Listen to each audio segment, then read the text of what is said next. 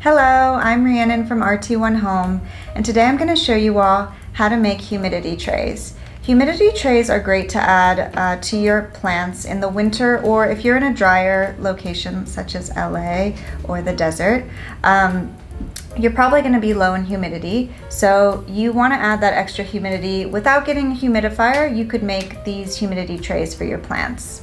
So I'm going to walk you through the materials that I use to assemble the trays, and then a step-by-step of how I assembled these, which is very simple. So let's get started. Okay, so to get started, you're first going to want to choose your humidity-loving plant of choice. I'm using a Monstera Siltepecana, and this is in a 3-inch diameter porcelain pot. Then next, you're going to want to select your tray for your humidity tray, and you want to make sure that the tray size is at least 2 inches wider in diameter than your pot. This is a 5.5 inch diameter, so it's just about right for this pot size. And then another thing is, when you are selecting your tray, you want to make sure that you do not use a terracotta pot or terracotta tray, just because it will absorb all the water and then leak and stain your countertop. This is porcelain, so it's okay. You could also use metal.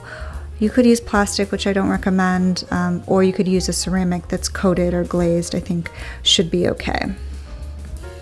Next, you're going to want to select the rocks that you're going to use. I'm going to use our black pebbles that we sell here.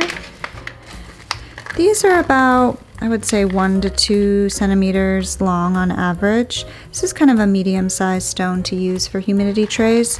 You could also use gravel or larger rocks.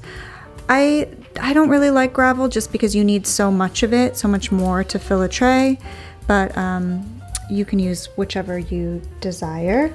And typically when you buy these stones or rocks, they're going to have some sort of silt or dirt on them, so you're going to want to give them a rinse before you use them in your humidity tray. So I'm just going to dump all of these in a strainer. You can do this in your sink, but I'm just going to do it over this bowl of water just to keep it simple.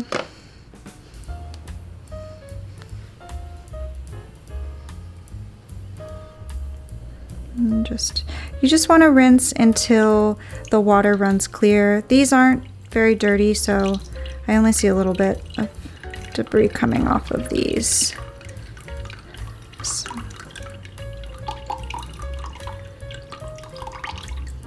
Okay, and you don't need to really dry them off because they're just going to get more water put on them in a moment.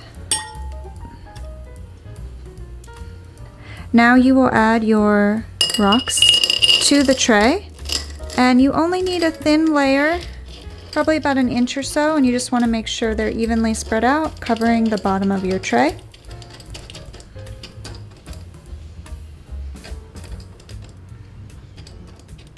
And that's it.